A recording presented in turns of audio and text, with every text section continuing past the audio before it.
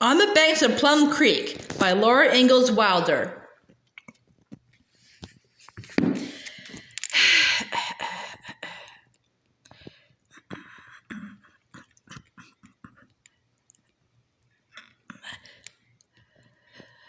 The Ingalls family moves from Kansas to Minnesota.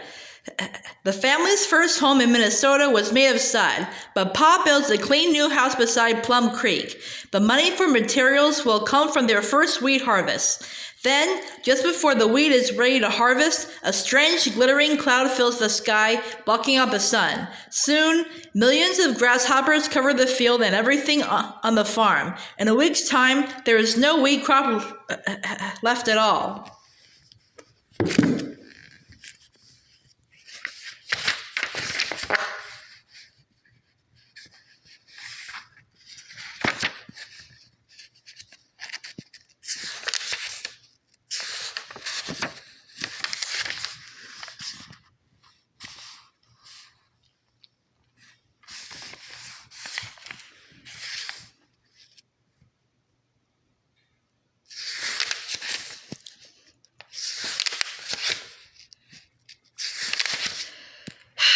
Chapter 1.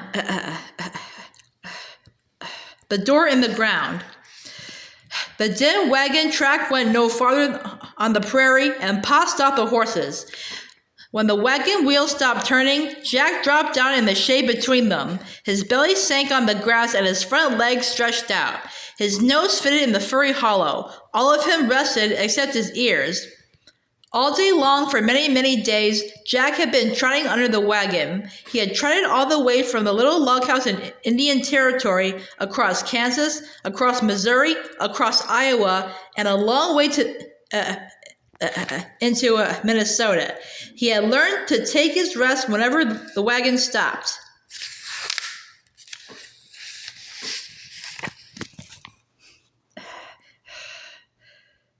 In the wagon, Laura jumped up, and so did Mary. Their legs were tired of not moving.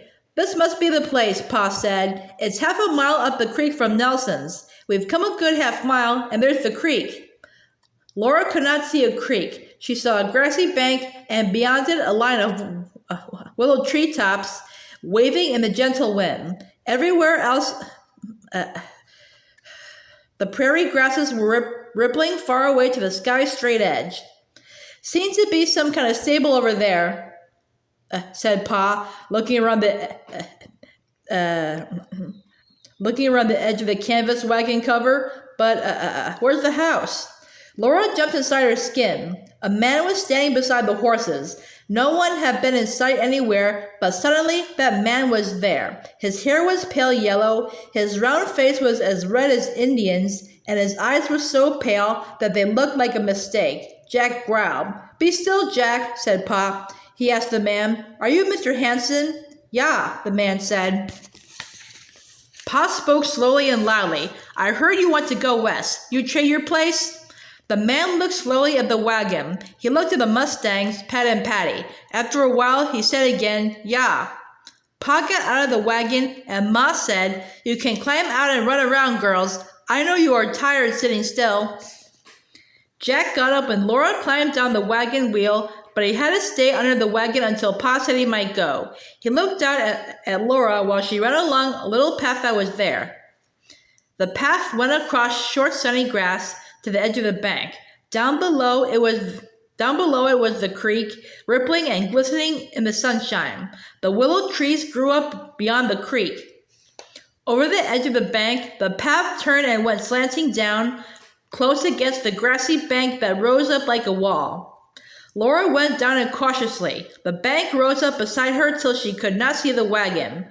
There was only the high sky above her, and down below her, the water was talking to itself. Laura went a step farther, then one more step.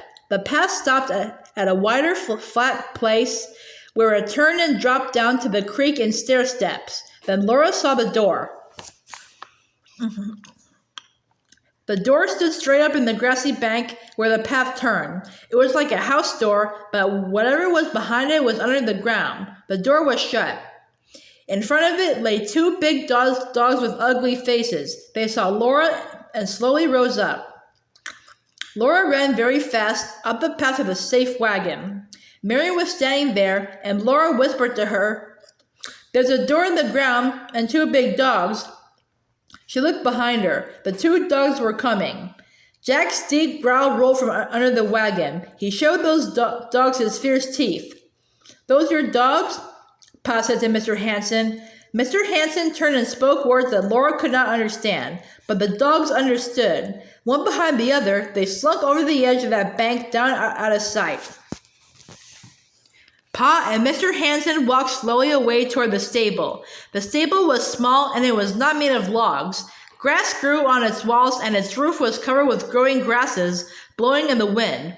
Laura and Mary stayed near the wagon where Jack was. They looked at the prairie grasses swaying and bending and yellow flowers nodding. Birds rose and flew and sank into the grasses. The sky curved very high and its rim came neatly down to the faraway edge of the round earth.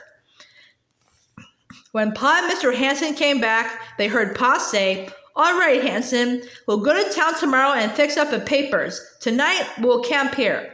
Yeah, Mr. Hanson agreed.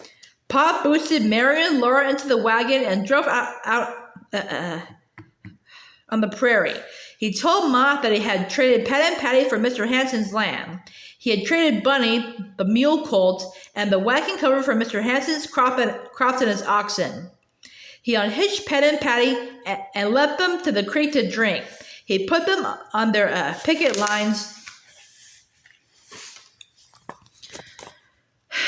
and helped Mom make camp for the night. Laura was quiet. She did not want to play and she was not hungry when they all sat eating supper by the campfire.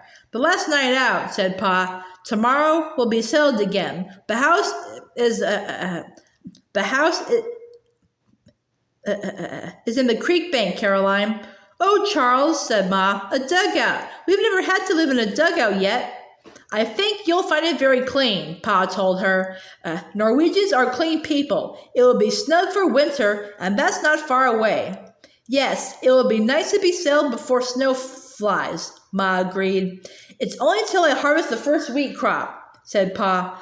"Then you'll have a fine house, and I'll have horses, and maybe even a buggy. This is great wheat country, Caroline. Rich level land with not a tree or a rock to contend with. I can't make out why Hanson sowed such a small field. It must have been a dry season, or Hanson's no farmer. His wheat is so thin and light." Beyond the firelight, Pet and Patty and Bunny were eating grass. They bit it off with sharp, pulling crunches, and then stood chewing it and looking through the dark at the low stars shining. They switched their tails peacefully. They did not know they had been traded. Laura was a big girl, 7 years old. She was too big to cry, but she could not help asking, "Pa, did you have to give him Pet and Patty? Did you, Pa?" Pa's arm drew her close to him in a cuddly hug. "Why, little half-pint," Pa said. "Pet and Patty like to travel.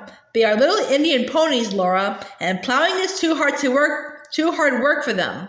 They will be much happier traveling out west. You wouldn't want to keep them here, breaking their hearts on a plow.